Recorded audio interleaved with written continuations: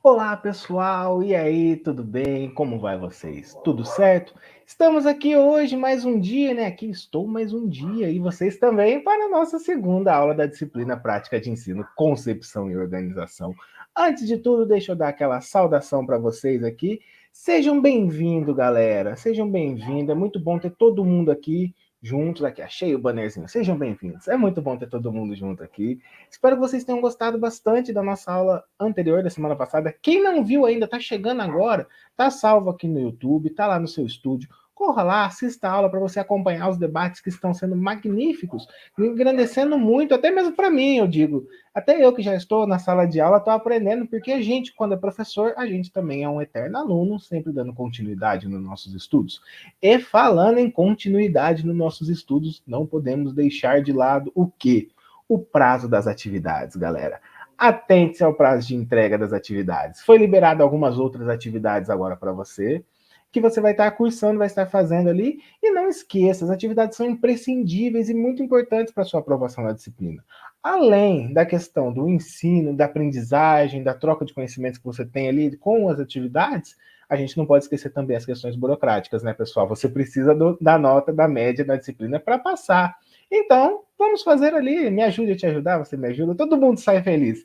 Não deixe para a última hora, principalmente o seu mapa. Não deixe para a última hora. Vamos fazer ali. Se tiver dúvidas, entre em contato através do Fale com o Mediador, porque a gente está disponível para te ajudar. E não só dúvida de mapa, como todas as outras. Já estou vendo uma galera aqui no chat dando boa noite. Boa noite, pessoal. João, Alice, Augusto. É muito bom ver vocês aqui. Sinal de que está dando certo a nossa troca aqui, nosso movimento de ideias, eu diria, né? Recados além disso. Siga a gente no Instagram, a gente está com o Instagram de Filosofia e Sociologia. Siga a gente lá, pessoal, não fique para você ficar por dentro de todas as novidades, tudo que está por vir. Inclusive, temos novidades nesse módulo agora, de agora em diante, nesse segundo semestre de 2021, novidades muito boas que vão agregar cada vez mais conhecimento para vocês, experiências novas. Tudo isso aqui nesse universo do conhecimento que é a Unicesumar, não é? Se inscreva também aqui no canal do YouTube para você não perder nenhuma aula, nenhuma notificação quando tiver vídeo. Temos o nosso projeto que é o Doses de Filosofia aqui no curso de Filosofia. Você de Sociologia que está vendo, você também é convidado a participar e assistir. São pequenos vídeos onde a gente compartilha e comenta um pouquinho sobre histórias de filósofos e alguns conceitos. Estou vendo aqui o Edilson falou, chegou. Ah, Edilson, muito bom ver você aqui. Uma ótima noite. Que tenhamos todos hoje uma excelente aula. E para a gente ter essa excelente aula, eu vou chamar uma excelente professora, que é para combinar ali a nossa estrela professora, pesquisadora preta. Como ela disse na primeira aula, que representatividade é tudo, galera. Professora Aline, seja bem-vinda à nossa segunda aula de concepção e organização. Obrigada, Lucas. É um prazer estar aqui novamente com vocês para compartilhar um pouquinho das minhas informações e para ajudar vocês a transformá-las em conhecimento. Isso é fundamental ali, porque é através disso que a gente vai, eu diria, atuando, né, agindo no mundo, através dessas práticas, dessas Construindo, mudanças. né? Exatamente. Bom, professor, o que a gente pode esperar para a aula de hoje ali? A gente retoma um pouco do debate da aula anterior, né? Nos nossos 4 encontros, a gente vai sempre retomar os nossos debates, né? E hoje a gente inicia falando um pouquinho da atividade de tarefa que eu deixei para eles, né? Sim, Para ela. passei para eles ali. Isso, o Mentimeter. Por quê? Porque a partir daquela atividade, daquelas questões e das respostas que eu obtive, eu vou conhecer um pouquinho do que vocês pensam sobre o momento de ir para a sala de aula. Né? Isso é fundamental para que eu consiga avançar de forma mais assertiva no nosso debate. Perfeito, então. Vou deixar aqui, então, palco todo livre para você, professora. Qualquer dúvida, estarei aqui no chat, estarei aqui nos bastidores, dando um auxílio que precisar, e aí você vai me sinalizando conforme for no decorrer da aula. Já posso, então, passar aqui a tela para o Mentimeter? Por favor, enquanto isso eu vou conversando um pouquinho com os nossos alunos, com as nossas alunas. Tá frio aí na cidade de vocês hoje, gente? Aqui em Maringá, onde eu estou falando, hoje está mais quentinho do que estava semana passada, né? E agora a gente vai começar a esquentar a nossa noite também com o nosso debate. E aí eu pergunto para vocês lá, né, sobre os medos, sobre as ansiedades, sobre as angústias de vocês. A tarefa de vocês foi essa, né? Responder um pouquinho do que vocês pensavam sobre a hora de ir para a sala de aula. E vejam só, o que me aparece ali como gritando, né? Quando a gente olha para o meio da tela na nossa nuvem, ansiedade, insegurança, comunicação. Temos uma série de questões que aparecem, de afirmações que aparecem aí, principalmente com relação ao aspecto emocional, medo de não ser escutado, alguma ignorância, ficar ansioso demais, ficar preocupado se os alunos vão gostar de vocês, de medo de falar besteira, de não dominar o conteúdo. Então, são medos que são compartilhados por muitos de nós. Né? Eu estava nos bastidores conversando um pouquinho com o professor Lucas e a gente falou que todas as vezes que a gente vai entrar em sala de aula, sempre tem aquele frio na barriga, sempre tem aquele medo. Independente de quantos anos faz que a gente está atuando. Né? Então, eu gostaria de dizer para vocês, e gostaria de ter uma resposta diferente, dizer para vocês, olha, vocês vai chegar um momento que vocês não vão ter medo, né? Que vocês vão fazer tudo com muita segurança, com muito uma comunicação perfeita, sem ansiedade, mas isso não é verdade. Por quê? Porque todas as vezes que a gente vai para frente da sala de aula, a gente fica assim preocupado com aquilo que pensam na gente. Né? E aí, nesse sentido, a gente vai discutir hoje de que maneira a gente pode melhorar alguns aspectos que vão nos dar mais segurança, vão reduzir um pouco a nossa ansiedade.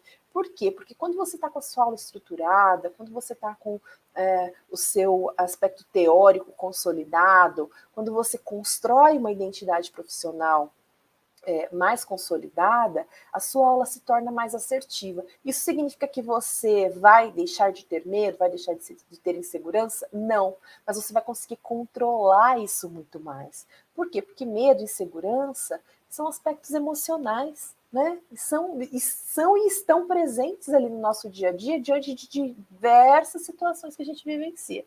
E na sala de aula, como professores e professoras, não poderia ser diferente. Né?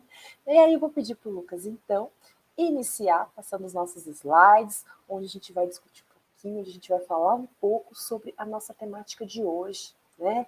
Onde eu pergunto para vocês, eu inicio perguntando para vocês, se é possível, por meio da prática de ensino, transformar o processo de ensinar e aprender. Vejam, essa é a nossa temática de hoje. Por quê? Porque nós vamos exercitar nos nossos debates, e esse é o objetivo da disciplina, o quê? Atividades, discutir, debater atividades e conceitos, concepções, orientações que nos auxiliarão na consolidação da nossa atuação profissional. Né? Percebam que no nosso dia a dia, a gente não para muito para pensar. Vejam, o professor muitas vezes ele está ali ligado no automático, né? Vou fazer, e acaba deixando de lado um pouquinho a reflexão sobre a própria prática. E aí hoje eu trago para vocês a proposta de vamos pensar sobre nossa prática cotidiana, vamos pensar sobre como a gente pode transformar o processo de ensinar e aprender, porque é possível fazer isso, não é? E vocês vão interagindo comigo ali, ó, no chat e vão pontuando as questões que vocês acham importantes, que eu vou tentando retomar e conversar com vocês aqui, mantendo o diálogo durante a nossa aula, tá bom? Pode avançar, Lucas, por favor. E aí eu trago para vocês inicialmente essa imagem, né? Vejam, muitas vezes o professor ele se coloca ali como, e os próprios alunos se colocam ali como uma luz, né? Um farol que vai iluminar o caminho, que vai conduzir a turma no processo de ensinar e aprender, e é uma infinidade de questões que são importantes, uma infinidade de informações que vão chegando, que vão se fazendo presente no nosso dia a dia enquanto professor, e que se faz necessário a gente refletir e organizar todo esse pensamento para que a gente consiga desenvolver a nossa sala de aula. E aí vejam, nesse processo, alguns elementos são fundamentais para a consolidação do ensinar e do aprender, para a consolidação do processo que está acontecendo dentro de sala de aula. E aí eu peço para o Lucas, avança mais um pouquinho, Lucas, para mim, por favor. Isso. Quando a gente fala de prática de ensino, quando a gente fala de ensinar, de aprender, de processos que acontecem dentro da sala de aula, a gente precisa pensar que existem elementos que são fundamentais nesse processo e que eles não existem um sem o outro. Vejam, é possível, e aí vocês podem me respondendo ali no chat, é possível pensar uma escola onde não há professores? É possível pensar uma escola onde há professores, mas não há alunos? Ou é possível, nesse processo de pensar uma relação professor-aluno, sem que haja construção do conhecimento? Então, a gente precisa olhar para o contexto escolar, olhar para a rotina quando a gente vai para a sala de aula e pensar quem são os indivíduos que ocupam esses papéis, conhecer esses papéis muito bem, para que a gente consiga desempenhá-los, né?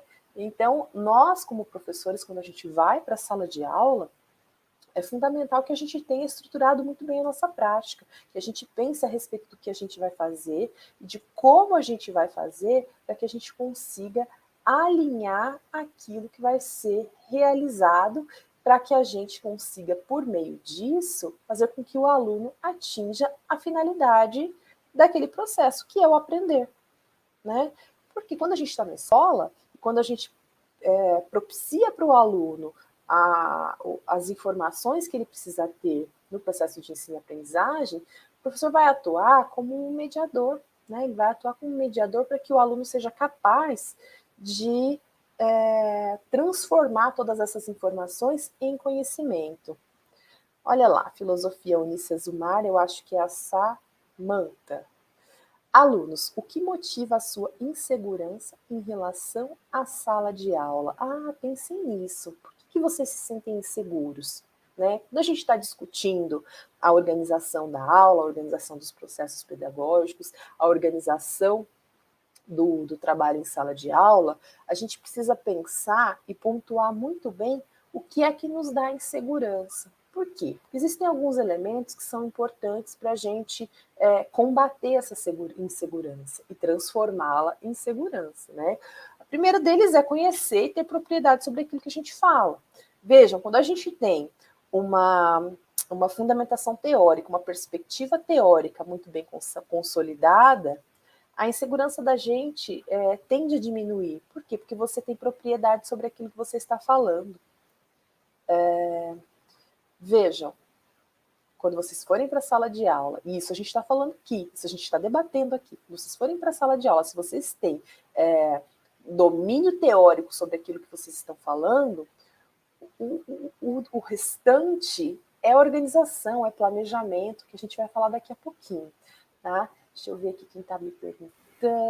Olha, aproveitando aqui, professora, para fazer um comentário até mesmo em relação a essa insegurança, né, que é uma coisa que nos permeia a todo momento, constantemente em sala de aula. Até comentei, falei, apesar de todos os anos, sempre quando vira um ano letivo ou uma turma nova, vem aquele frio na barriga. Você que é psicólogo ainda pode até falar se estou falando certo ou não, mas o medo vai ser natural. Eu acho que a chave, né, que a gente pode até eles começarem a pensar é como usar esse medo, né? Usar um medo num sentido de trampolim para frente, não para nos travar. Se vai me dar um pouco de insegurança, o medo então nos regula, né? tipo, vou me preparar duas vezes. Proteção, inclusive. Exatamente. É assim, igual você falou, se eu estou inseguro em relação ao conteúdo, então eu vou me preparar duas vezes. Vou me preparar 3 vezes a mais. Não, usar o medo como um trampolim para frente, não um bloqueio para te travar. Se eu estou com medo de lidar com isso, então eu vou conhecer meus alunos. Se você não dá para conhecer seus alunos, porque às vezes a gente cai numa escola e só falam assim, toma que o filho é seu, mas você se prepara. Você desenvolve até mesmo uma inteligência socioemocional, não é, professora? Seria um pouco esse é um pouco das estratégias que eu uso. Competência, né? Eu acho que eles tiveram alguma aula de competências socioemocionais. Terão na sequência. Isso, então. Lá eles vão discutir bastante isso, né? eu acredito que vão discutir bastante essas questões também, de como lidar com todas essa multiplicidade de sentimentos e competências que a gente precisa desenvolver para atuar dentro de sala de aula. Entre elas, o autocontrole e o olhar para, espera aí, eu tenho medo? Deixa eu ver do que eu tenho medo e como que eu posso contornar isso, né, Lucas? Sim, eu vejo até mesmo caso aqui nessa relação. Ó. Medo é não dominar todo o conhecimento e todos os questionamentos possíveis dos alunos. E esse medo eu estendo não só para a sala de aula, é um medo que eu tinha muito na minha defesa de mestrado. Eu ficava assim, meu Deus, se alguém fizer uma pergunta que eu não saiba. Mas aí um dia minha ficha caiu quando eu ouvi, né, do meu orientador falando assim, ninguém sabe mais do que a sua pesquisa do que você. Você é quem está fazendo.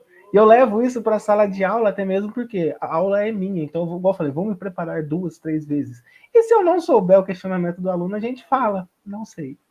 Mas vou procurar, trago na semana que vem. Né? Exatamente, a gente tem que ter esse feeling, né? De, olha, gente, eu não sei tudo e não sabemos mesmo, né? Olha o André falando, no meu caso, o medo de não dominar todo o conhecimento, todos os possíveis questionamentos dos alunos. O aluno, às vezes, ele te pergunta um negócio só para ver se você sabe. Não seja esse tipo de aluno, eu sempre falo isso para os meus alunos. Não seja o tipo de aluno que você quer ter e seja o tipo de professor, né, que você quer ter também. Por quê?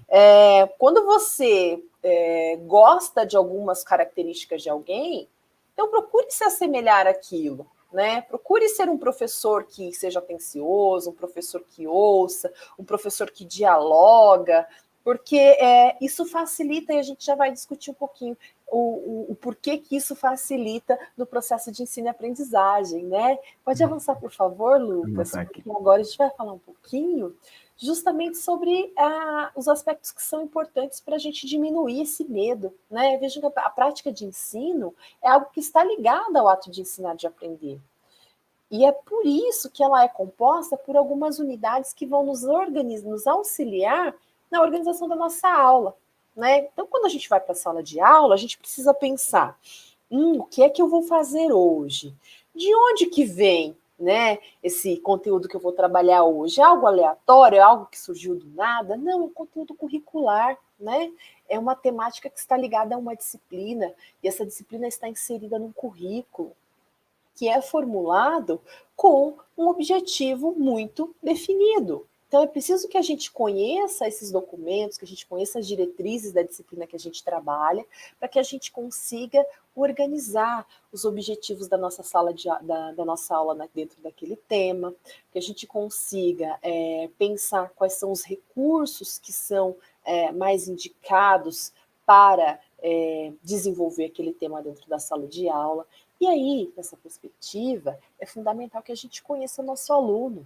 Né? Vejam, e aí a gente vai partir lá dos aprendizados da inteligência emocional. Acho que eu já falei isso para vocês, a gente bebe o tempo inteiro de diversas caixinhas, né? Das disciplinas de psicologia, da disciplina de didática, agora da prática de ensino, mas a gente vai partir lá dos conceitos da inteligência emocional, pensando que as pessoas aprendem de maneiras diferentes. Isso deve ser pensado no planejamento da nossa aula. Então, existem alunos que vão aprender melhor falando, outros vão aprender melhor ouvindo, outros escrevendo,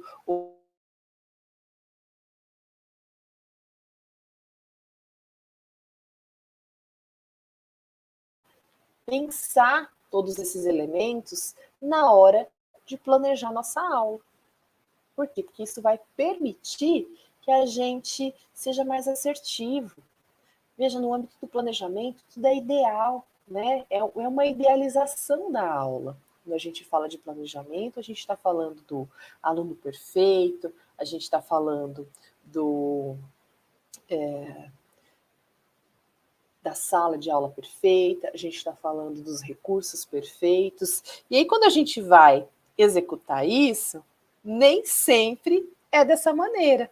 Por quê? Porque no âmbito da execução, que é quando a gente vai aplicar aquilo que a gente planejou, tudo acontece ao mesmo tempo e vai ter o aluno que vai super participar da sua aula, vai ter o aluno que vai falar de assuntos paralelos, vai ter o aluno que muitas vezes vai dizer que não tem nada a ver aquilo que você está falando.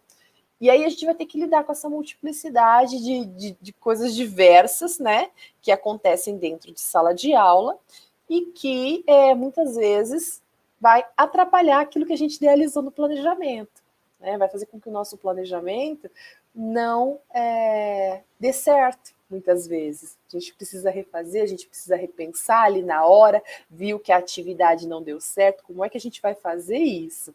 Preciso que a gente tenha um feeling nesse sentido de perceber, opa, peraí, eu acho que isso aqui não vai funcionar hoje, está todo mundo muito alvoroçado para fazer uma atividade de debate. Então, vamos começar pensando aí uma dinâmica que tenda a diminuir os ânimos, a acalmar, para que a gente consiga avançar nas discussões. Olha só o que o Paulo está falando para nós ali. Acredito que para possíveis questionamentos que às vezes não lembramos ou dominamos, creio que o certo é dizer que não se lembra, mas que na próxima aula trará. Exatamente, Paulo. Não vai ser raro na nossa vida acadêmica, né, como docentes, não saber alguma coisa, né? Porque não sabemos mesmo, porque não dominamos mesmo todos os assuntos. Às vezes a gente planeja lá na fase do nosso planejamento, onde a gente estava elaborando a nossa aula, falando sobre a temática, a gente planejou uma discussão e aí as perguntas foram caminhando para um outro aspecto a ser discutido. E, de repente, se toca na hora de executar a aula num aspecto que a gente não domina, né? E aí não tem problema nenhum nós dizermos para o nosso aluno que a gente não tem conhecimento naquele assunto, ou não sabe a resposta, ou porque é uma fragilidade nossa, mas que a gente pode pesquisar e trazer esse debate para a sala de aula. E a gente pode, inclusive, jogar isso para a sala e dizer, olha, gente, vamos cada um pesquisar a respeito dessa temática ou dessa pergunta que foi feita, e aí na próxima aula a gente discute as respostas que nós encontramos e vamos debater, né? Vamos chegar a uma conclusão a respeito disso. Isso mesmo, Sandra, a humildade de reconhecer que não sabemos, né? É fundamental para que a gente avance sempre no processo. Acho que o Gramsci fala de pessimismo de vontade, ou o otimismo de vontade, alguma coisa nesse sentido. Mas que a gente tenha sempre mais vontade de aprender, né? E menos segurança de que sabemos tudo. Por quê? Porque quando a gente tem segurança de que sabemos tudo, a gente deixa de aprender, percebe? Na verdade, é pessimismo de inteligência e otimismo de vontade, que ele fala para quem é da filosofia e gosta. Pessimismo de inteligência quer dizer o quê? Que a gente sempre tem que achar que a gente está aquém do que a gente está. Por quê? Porque isso vai nos permitir, com o otimismo de vontade, ir sempre atrás de mais, né? De mais conhecimento, de mais planejamento, de mais consolidação de perspectivas teóricas que vão agregar sempre a nossa prática profissional, né? Auxiliar a gente no planejamento daquilo que a gente precisa fazer, auxiliar a gente quando a nossa execução não der certo, porque muitas vezes não vai dar mesmo, né? E nesse sentido a gente vai poder fazer ter esse olhar como avaliando, né? Pensem, avaliar não é só avaliar o aluno. Quando a gente fala de processos avaliativos, a gente precisa também ter uma autocrítica, né? Ter um olhar para aquilo que a gente está desenvolvendo dentro de sala de aula e pensar, será que está funcionando?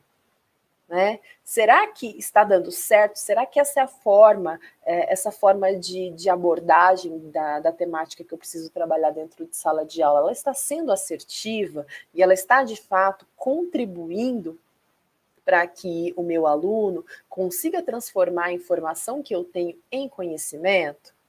né? Isso é fundamental nos processos de sala de aula. Avaliação já faz muito tempo, inclusive, e aí vocês vão ver se tem uma unidade que fala disso lá dentro do livro de vocês, que fala dos processos avaliativos, né? E já faz muito tempo que se deixou de usar a avaliação como um mecanismo de punição ao aluno. Eu me lembro, e muitos de vocês devem lembrar também, que quando o professor estava muito bravo, ele chegava em sala e falava, hoje vai ter prova oral.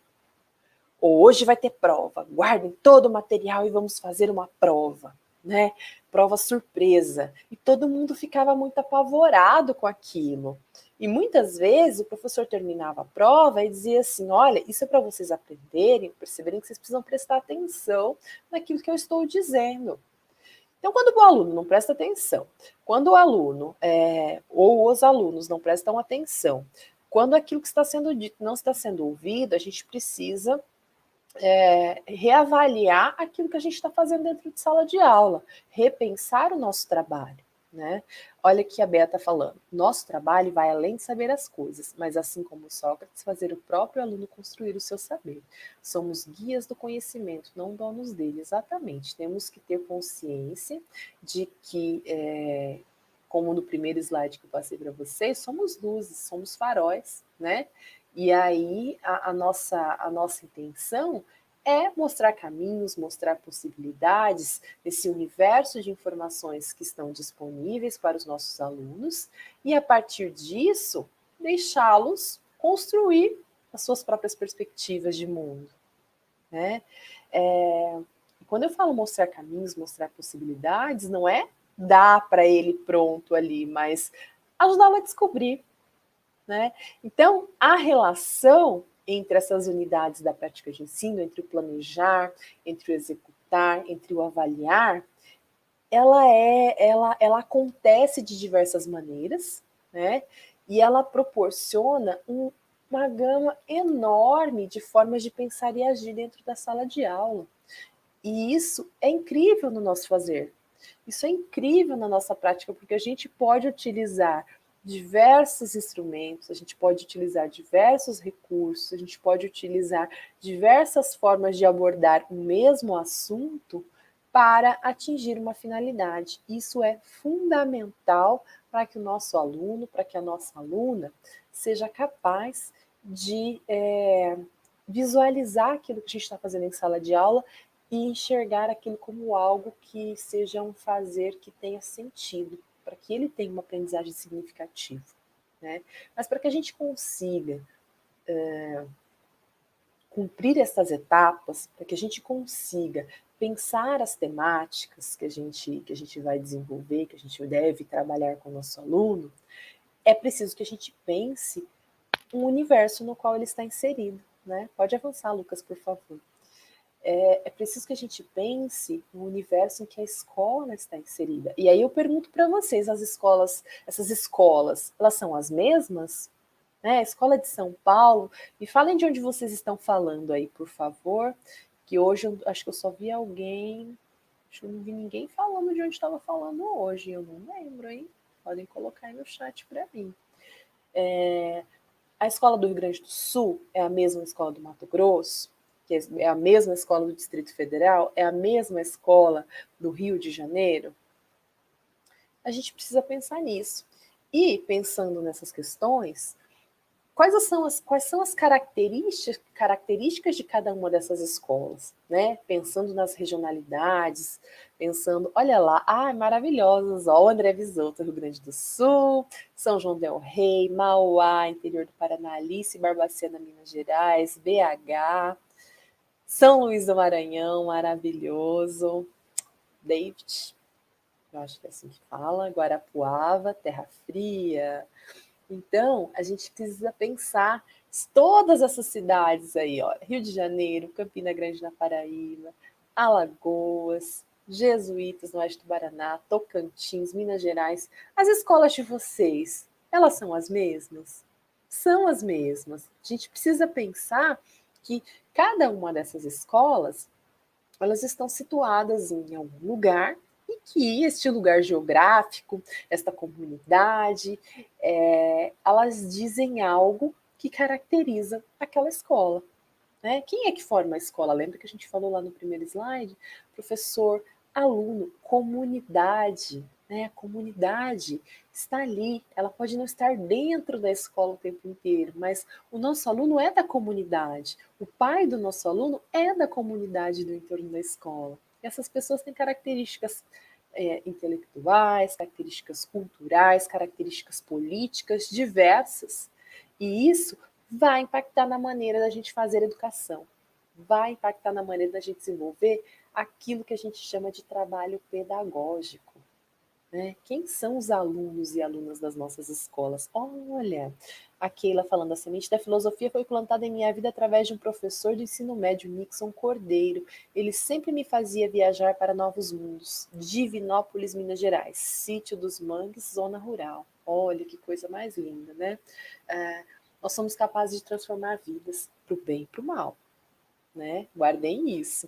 Porque, às vezes, algo que a gente fala dentro de sala de aula, e aí vocês façam um exame de consciência.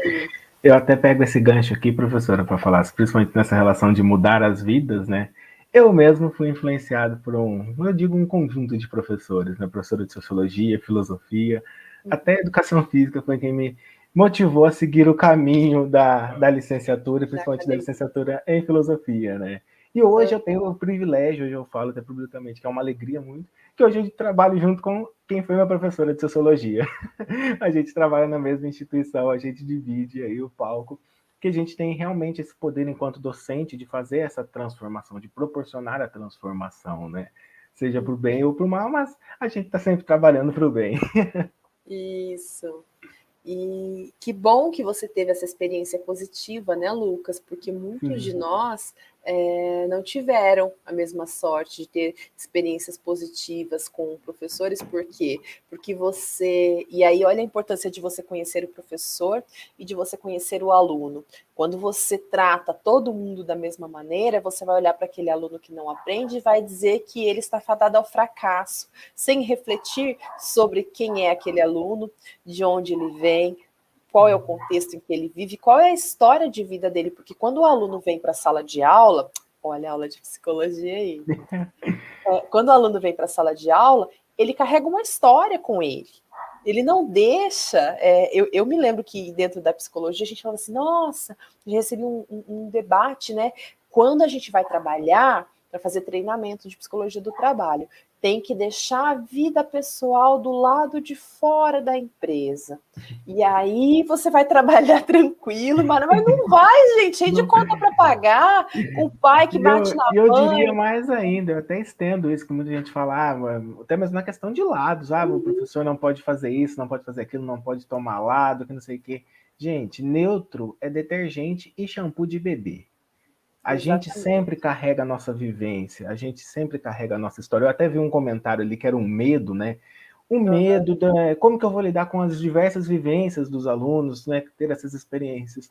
E se você usar isso para o bem? Eu sou muito freiriano, eu diria assim, carrego o Paulo Freire comigo, no sentido de trazer essa história para a sala, trabalhar isso, mudar, até mesmo pedagogia histórico-crítica, que eu gosto bastante nesse sentido de você pegar aquele conhecimento inicial, aquela história, até aquela vivência, e transformar. E eu acho que, acima de tudo, para conseguir lidar, o respeito. Saber lidar com o espaço ali do aluno, porque assim tudo eu acho que vai se encaminhando, né? Vai se organizando, desde o papel professor, o papel aluno, a gente ter essa relação de empatia, alteridade, né? Que é um conceito que na filosofia a gente também discute tanto, se colocar no lugar do outro, que eu acho que tudo vem como uma troca, né? Vem com esse intercâmbio. E se a gente fechar um dos polos, não acontece.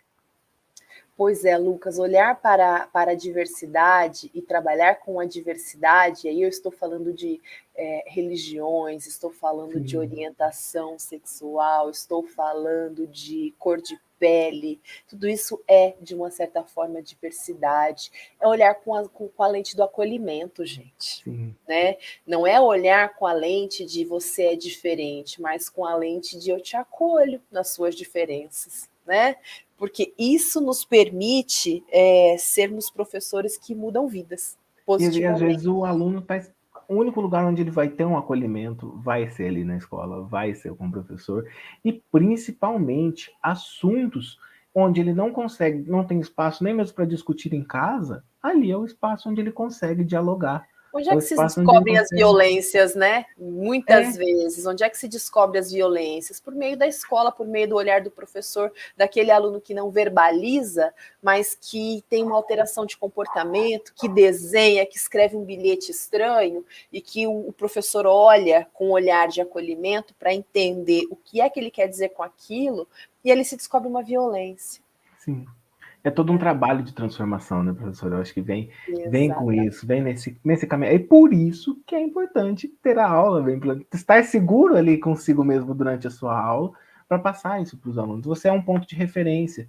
E eu até como eu vejo, né, que eu já presenciei casos, vamos por brigas de aluno entre professor. A gente não pode esquecer que o pedagógico ali é o professor. O pedagogo. Você não pode sair, você tem que lembrar que é ele. E ali vai se conduzindo, né? Mas vou deixar você aí comentando com os alunos, seguindo a aula. Obrigada, Lucas. Não, mas é fundamental essas intervenções que nos permitem conversar sobre a realidade da escola e mostrar e trazer para vocês aqui, olha, a Keila, inclusive, está dizendo ali, é necessário discernimento suficiente para trabalhar com essas diferenças. Lido com isso todo dia como técnica de enfermagem, exatamente.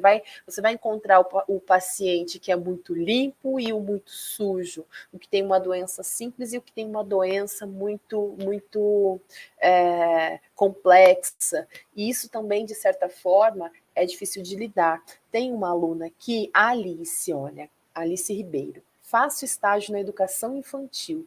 Deixar o lado pessoal de lado com as crianças é bem difícil. E é mesmo, porque a gente vai percebendo, né, o quanto é importante que a família seja presente ali no desenvolvimento daquela criança. Às vezes a criança que está chegando agora para a gente não conhece, no Infantil 5, por exemplo, né, que é a última etapa antes de ir para o primeiro ano, não conhece as vogais, não sabe escrever o próprio nome, não tem noção de esquema corporal, e isso é muito triste, essa realidade, né? Mas aí a gente também precisa pensar em quem são esses pais, né? Não fazem por quê? Não fazem porque não querem, ou não fazem porque não têm, de fato, condições emocionais, intelectuais, econômicas, de trabalhar com esse aluno dentro de casa. Então, são infinitas as respostas e nenhuma delas está errada, né? Porque as pessoas elas vêm de lugares distintos e de realidades distintas. A minha realidade, a minha condição é totalmente diferente da de vocês, né? Cada um de vocês dentro de suas casas tem uma peculiaridade que impacta diretamente no processo de ensino e de aprendizagem, na forma como vocês aprendem. Então, sempre façam esse movimento de vocês enquanto alunos, né? O que é que vocês gostam, o que é que vocês não gostam, o que é que vocês acreditam que precisa ser aprofundado, que precisa ser modificado dentro de uma aula, para que vocês, quando forem professores, também consigam fazer esse movimento de, nossa, quando eu era aluno, isso aqui eu não gostava, peraí, mas eu estou reproduzindo isso? Eu estou reproduzindo algo que eu não gostava? Porque às vezes a gente se vê reproduzindo algo que é tão natural, mas que a gente não gostava, e quando vira professor faz também, né? Então temos que ter cuidado com esses comportamentos. E aí existe uma questão que é pontual e primordial em todo esse processo. Pode avançar para mim, por favor, Lucas?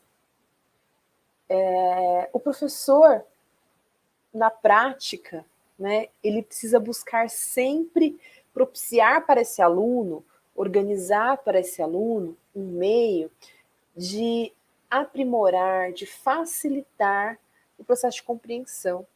Né? O professor ele vai mediar todo o processo de ensino e aprendizagem para que o aluno ele seja capaz de compreender aquele conteúdo, de trazer esse conteúdo para a prática na qual ele está, na sociedade na qual ele está inserido, e transformar, ser capaz de transformar essa realidade. Vejam, a sociologia, a filosofia, a história, né, as ciências humanas, elas nos permitem uma reflexão sobre o homem, sobre o papel do próprio homem na sociedade, sobre a organização da sociedade, sobre a construção histórica dessa sociedade, de entender por que estamos onde estamos e por que fazemos o que fazemos, né? E isso é fundamental para que a gente consiga transformar essa realidade. Não dá para você dizer simplesmente vou transformar, vou mudar tudo isso que está aí, sem fazer uma reflexão de como que isso se construiu, como que essas realidades se construíram, né?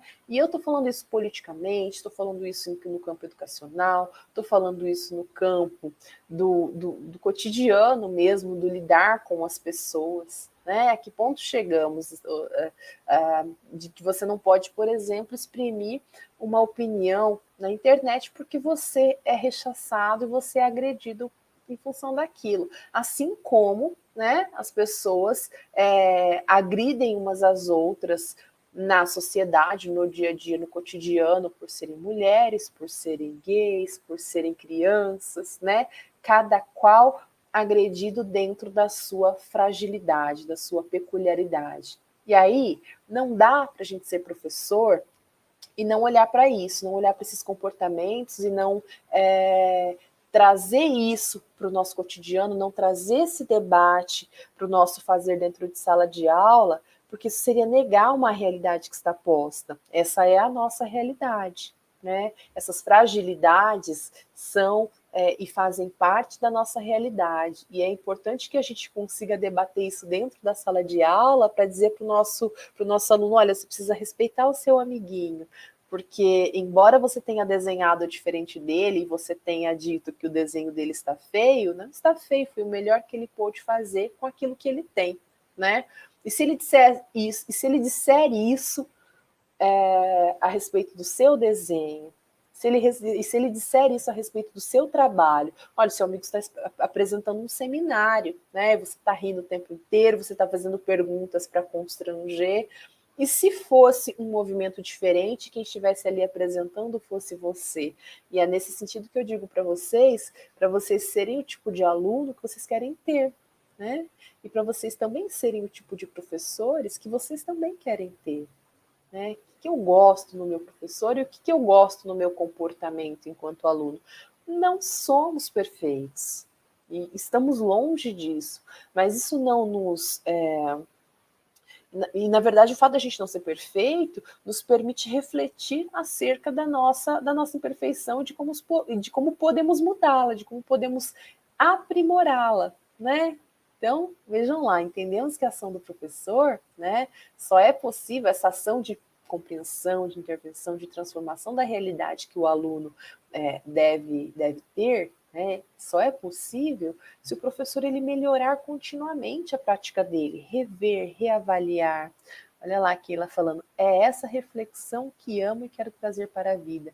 É muito especial o mundo da filosofia. Eu não sou filósofa, Keila, mas eu gosto da filosofia também, né?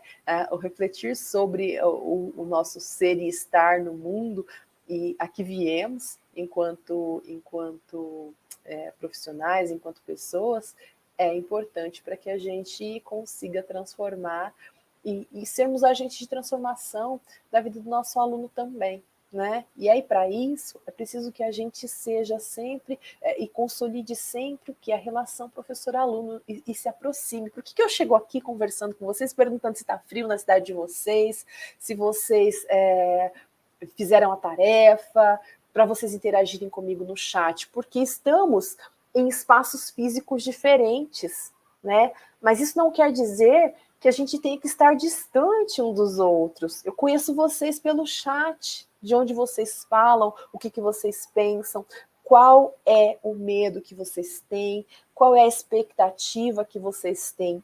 Isso é criar uma relação professor-aluno.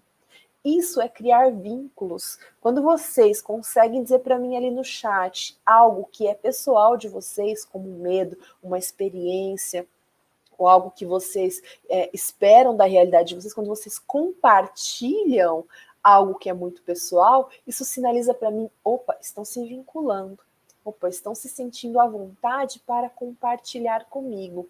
E isso é fundamental para que a gente comece a dar sentido àquilo que a gente está fazendo, àquilo que a gente está falando, né? Eu como professora, vocês como alunos, e para que vocês percebam que na prática de vocês, para dar significado, para dar sentido ao processo de ensino e aprendizagem, é preciso que o professor se relacione, se vincule com o aluno. Por quê? Porque um aluno que não se vincula com o professor, ele vai estar distanciado, né? Ele não vai se reconhecer naquilo que está sendo dito, e ele não vai ver sentido naquilo que está sendo dito. Por quê? Porque ele não consegue visualizar, está distante, né? Está distante. Bom, e aí, Lucas, por favor, pode avançar. Aí é importante que a gente pense algumas questões que são fundamentais nesse processo. Vejam, os alunos, eles percebem o professor como uma pessoa, né, detentora do conhecimento superior, aquela pessoa sabe mais do que eu. Mas o professor, ele não pode se permitir pensar isso sobre o aluno. Eu não posso dizer que eu sou superior. O aluno pode reconhecer essas atribuições, essas características em mim. Né? Eu estudei, eu tenho propriedade sobre aquilo que eu estou falando, mas eu, enquanto professora, eu não posso me colocar acima do aluno por conta de um conhecimento que eu tenho num campo em que eu estudei e ele não. É muito fácil, muito simples eu dizer que eu detenho um conhecimento no meu campo de estudo.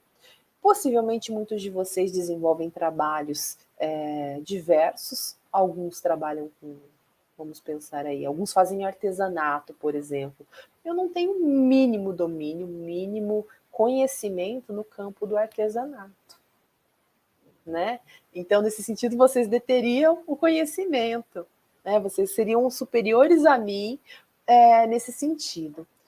Então, cada um dentro de seu campo, né, às vezes é reconhecido como superior, mas isso não pode fazer com que a gente se perceba como tal, porque isso vai nos distanciar do aluno e vai nos atrapalhar em que sentido? Exercitar, por exemplo, a escuta ativa, né? Vejam, é preciso que a gente, mais do que ouvir aquilo que o aluno fala, a gente escute, a gente internalize, a gente perceba o que é que ele quer dizer a respeito disso, né? O que ele está pensando a respeito disso? Como que eu posso trabalhar aquilo que ele está pensando? Né? Isso é escutar aquilo que o aluno está falando. Isso é refletir sobre. Né? O aluno vai se sentir ouvido. Professora, eu não estou aprendendo, eu não estou conseguindo entender o que você está falando. Espera aí, ele não está conseguindo entender. Vou me reorganizar para que ele consiga entender. Vou falar de uma maneira diferente, vou explicar de uma maneira diferente, sem escutativa. Ele está dizendo que não está entendendo, eu ouço, escuto aquilo que ele está me dizendo e tento fazer diferente para que ele entenda. Muitas vezes o aluno se sente ignorado naquilo que ele fala, né, para o professor. E aí isso vai distanciando ele do professor, da disciplina, do conteúdo, e isso vai atrapalhando a construção, a articulação dos diversos elementos para que ele construa o conhecimento dele. Né? Olha lá o Paulo falando para nós. Penso que na apresentação do professor, na sua aula e na apresentação dos alunos, e obtendo as respostas, esse professor conseguirá balizar toda a aula. Se ele tiver, Paulo, uma organização dessa aula, possivelmente ele pode utilizar essa apresentação da aula, apresentação dos alunos, e a partir das respostas, como um fio condutor da aula, pensando que, num plano ideal, todos esses alunos vão responder as perguntas, porque o aluno pode não responder, ele tem esse direito. Como é que você vai fazer com que ele participe se ele não quiser participar? Aí você não vai ter conteúdo para balizar a sua aula, entende? Então é a importância da gente sempre pensar possibilidades diversas acerca de um mesmo tema, porque e se não der certo isso que eu estou pensando, o que é que eu vou fazer? Né? Porque a gente, no plano ideal, vai ter um aluno que responde, participa, faz todas as atividades, vem para a aula com as leituras todas em dia, maravilhosos. Mas e no dia a dia? É isso. Às vezes o aluno trabalhou o dia inteiro, não deu tempo de ler o texto, não deu tempo de pegar, não deu tempo de manipular o material, não deu tempo de ver a atividade que era para fazer. Então, assim, são infinitas as dificuldades que cada um de nós tem. Olha lá Que eu acabei de falar para vocês, vamos pensar sobre as realidades diferentes, né? E que às vezes acaba por atrapalhar um pouquinho aquilo que a gente está fazendo, né? Bom, professora, nosso tempo já está chegando ao fim. Nossos minutos aqui. É bom que fica aquele spoiler, igual eu falei, para a aula seguinte, né? Já garante o eleitorado. Para a aula seguinte. Tem ali, eu vi um comentário do David ali, né? Como não distância ao mesmo tempo sem perder a postura, né? Como não distanciar e ao mesmo tempo manter a postura. É o que a gente faz aqui um pouquinho, eu acho, que é esse respeito e essa interação aqui, que é o que eu sempre digo, o ensino é distância, mas a gente não precisa estar distante, a gente consegue trabalhar e interagir juntos, né, professora? Exatamente. Lucas, vou deixar só uma tarefinha então para eles para a próxima aula, né? Que é a seguinte: pensem para a gente conversar a respeito na próxima aula, numa perguntinha só. É possível ensinar um cachorro a falar? A gente está discutindo sobre prática pedagógica hoje, né? E aí eu estou perguntando para vocês isso hoje, e na próxima aula a gente inicia com essa discussão. É possível ensinar um cachorro a falar? O que vocês acham? Na próxima aula, a gente espera vocês na próxima aula para que a gente possa articular as nossas respostas. Excelente pergunta, eu diria até bastante filosófica, né? E pessoal, recados antes da gente encerrar, alguns apontamentos. Realizem as atividades, galera de filosofia e sociologia. Deixem seus mediadores contentes, alegres, serelepes, felizes. Não deixem para a última hora, cumpra os prazos certinhos e participe da enquete da aula hoje. O link da enquete está fixado aí no chat, onde é só você clicar e nos avaliar. E agora eu quero passar um recadinho para o pessoal de filosofia. De sociologia vai ver a diferença, mas pessoal de filosofia. Novidades, pessoal, novidades e coisas boas para vocês, eu tenho a dizer. Nosso curso está crescendo, a gente está mudando, a gente está evoluindo. E a partir da semana que vem, eu não vou estar aqui como mediador. Vai ter uma outra pessoa, um outro personagem nessa história. Nossa história está crescendo, a gente está avançando. Professora Aline, você vai ter um outro companheiro, mas eu não estou saindo, tá, galera? Eu vou continuar como professor do curso nas disciplinas do curso aqui. Eu vou estar agora do lado, digamos assim, junto, como se fosse da professora Aline aqui. Eu vou chamar aqui a pessoa que vocês vão conhecendo, que será agora o outro mediador, que vai também fazer parte dessa nossa equipe. É um grande amigo meu, professor Cassiano. Ele vai ser o mediador aí, vocês agora vão sanar dúvidas com eles, mas eu não tô saindo, tá, galera? Estou tá mudando de lugar, né? Exatamente. Só tá saindo de uma função para outra. Para outra, que o nosso curso cresceu, a gente está evoluindo, a gente precisa aumentar a equipe. Então a gente vai trazendo.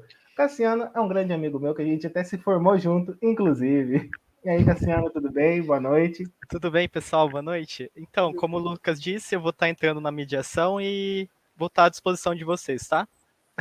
Esse aí vai estar sanando as suas dúvidas, galera da filosofia, vai estar acompanhando, e eu também vou estar acompanhando vocês, fiquem tranquilos, a gente está sempre junto aí, o pessoal já está te dando boas-vindas, Cassiano, seja bem-vindo aí. Eu falo, essa galera é demais, assim, são excelentes alunos, são ótimos alunos, eles são muito bons, né, professora?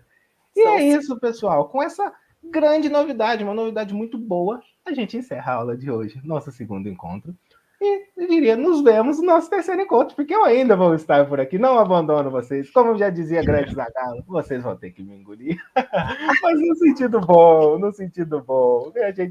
A gente está tudo junto aqui nessa equipe, que é do curso de filosofia, também sociologia, da Unicesumar. Estamos crescendo, evoluindo e avançando, que é o que também quero ver de vocês, galera. Avante, sempre para frente. Pessoal, tenham uma ótima noite, um bom descanso. Professora Aline, tenha uma ótima noite, bom descanso. Um beijo, Cassiano, gente. que vai estar seguindo o rumo da mediação. Cassiano. Obrigado, pessoal, pelo carinho. Galera, até mais. Tchau, tchau, pessoal.